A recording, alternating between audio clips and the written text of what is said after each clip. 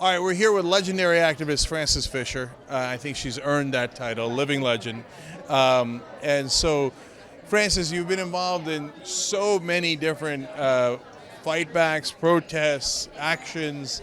So now you're in a target-rich environment where there's a lot of things to fight back against. Yes. So how do we tackle this? What are you doing right now? And then tell us about the broad plans. Oh boy. Well, we are at Sister Giant, Marianne Williamson's amazing conference with people like you, people from the spiritual community, from the progressive activism, and like Black Lives Matter, and spiritual activists also like Jean Houston.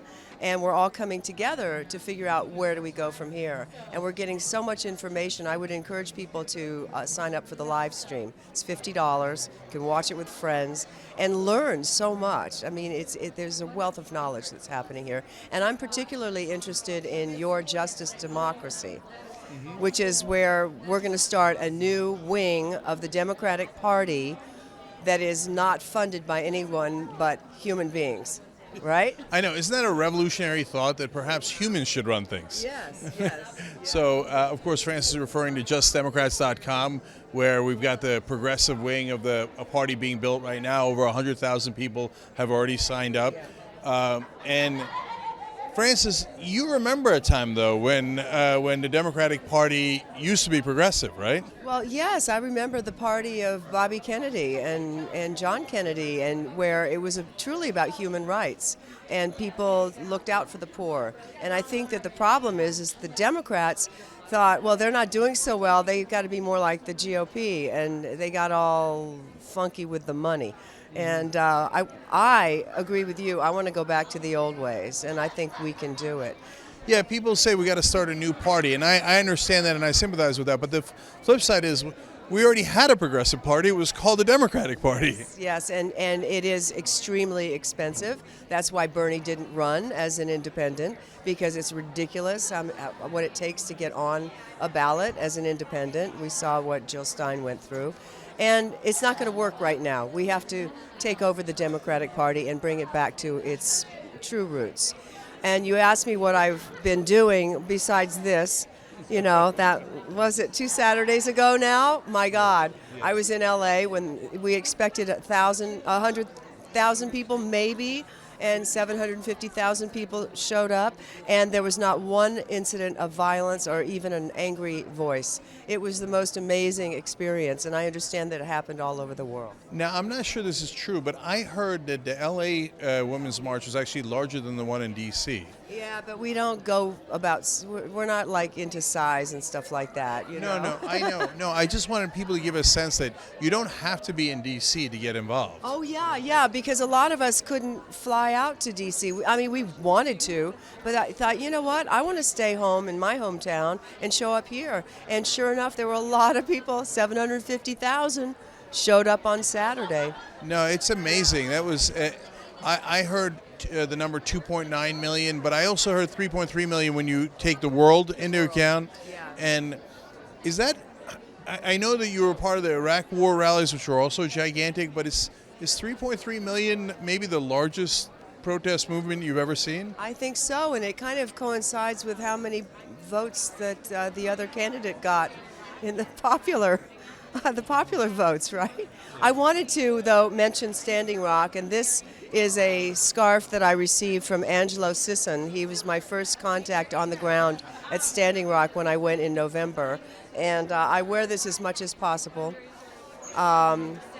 I was there for 2 weeks. That's where I met Myron Dewey. We were down the hall from each other at Prairie Nights Casino, which is the only place to really stay unless you stay at the camp. But I stayed at the hotel because I let people use my room to shower, to recharge their phones, to spend the night. The night of the attacks on November 20th, when the militarized police attacked the prayerful people on the bridge, I was there. I saw it. I actually documented it. And around about 4 or 5 in the morning, 3 of the medics came in just to take a shower because they were exhausted. They showed me pictures that were horrific, stuff that has not even gone out yet because they want to protect the privacy of the people who were hit. but the rubber bullets that people were hit, mostly in the back as they were going away. It was terrible. They were pepper sprayed, they were, sound cannons, freezing water. It was a terrible, terrible sight. And I've been calling the Justice Department every day to report human rights violations, and I've yet to get a phone call back. So Code Pink was very active during the Bush years and during the Obama years. Do you imagine that you might have that Code Pink might have some significant work ahead of it during the Trump administration? Oh, I would say so, and I know that they've got a lot up their sleeve. Yeah. Okay, I'm looking forward to that as well. So for you, Frances, you did the women's rally. It was amazing, right? You're at Standing Rock. What else is next in the fight? Well, for Los Angeles, we have a group called California for Progress. And when, I almost called him Bush. I can't even say his name. Bush number 3 signed his presidential memorandum, not executive order, it's a little bit of a difference, to restart the Keystone XL and to move forward one step closer with DAPL. We organized a rally with AIM SoCal, which is the local indigenous people there, because as George Funmaker, who's a local native from Los Angeles, says, anywhere you go in North America, you're walking on native land. Mm-hmm. They're the only ones who are not immigrants. We are all immigrants, So we organized a rally. About 700 people showed up within a matter of hours, and we marched. We worked with the police. They blocked off the streets, and we were able to be in the street. We did a round dance with drumming in the middle of Westwood. What am I saying this for? Because we're all activated. There's March and Rally Los Angeles on Facebook. You can find all the different events, because right now, as you know, it's not just one issue. There are a myriad of issues happening. Why I picked Standing Rock is because it encompasses so many issues, from human rights to environmental issues and indigenous sovereignty, and the list goes on and on. Yep, and you're absolutely right. And it's surprising that a lot of the right wing want to celebrate and want to keep Christopher Columbus Day, because he's the original undocumented immigrant. Myron. Sorry, you can cut. What's the name of the title? What was it? The Doctrine of Discovery. Do you know about that? You guys have got to Google Doctrine of Discovery. It will show you back before Christopher Columbus discovered not even America, but some island south of us.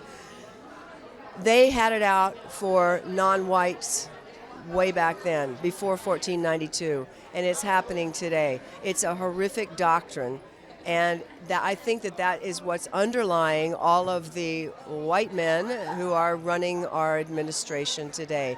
They have a deep-seated fear of anyone who's not white. Mm-hmm. There was something else I wanted to say. Yeah, the right-wing mentality runs on fear. So it's funny, like they're all trying to be alpha males and strong, but what's the whole basis of their ideology? I'm afraid. I'm afraid of terrorists. I'm afraid of black people. I'm afraid of women. I'm afraid. They're largely cowards, and so. And if once you realize that, you realize fighting back against them is not that difficult. If you just go boo, they'll actually get afraid of you. Yeah, well, you see that with his response to the smallest things. Even Saturday Night Live, he can't take criticism, even humor. Because they're putting out so much fear. They're fearful because people project what's in their hearts. What's in my heart is love. I've learned that at Standing Rock. We stand in prayer, we stand in ceremony. There's no violence. The only violence is from the militarized police and the DAPL, underground operatives and all those guys in masks and stuff like that. The rumor I've heard, and I think Jordan's working on this, is that we all know that he's invested in, not he, Jordan, but the orange one, is invested in the pipeline. Yep. And he's pissed off at the natives because they have casinos, and his casinos fail, and the natives' casinos are winning. And he hates that. And that's why he's so against the. He had testified against Native American casinos on the East Coast. And it turns out he wasn't winning with his casinos. He was a mess. Right. And, I don't know if he still holds a grudge over that, but I know that he has a financial interest in DAPL. And it's amazing that the president is just allowed to enrich himself now.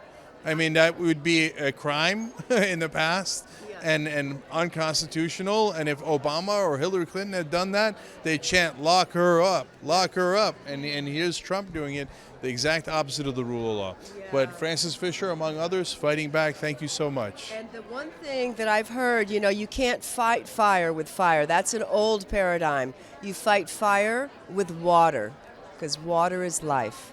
All right. Miniwik Joni. Hence the water protectors. Oh, and by the way, I have contributed to your fundraiser, and I want everybody to know that you can contribute to this man and his team to continue bringing the truth to you at tytnetwork.com/go. You like the results? Jordan Charton doing a pretty good job in Standing Rock? I love Jordan. He's been there, 6 times now? Yep. He just left. He's going back. He's doing an amazing job getting in there, interviewing people that would never have a chance to speak to the public, Giving voice to the voiceless. Thank you, Yes. Francis.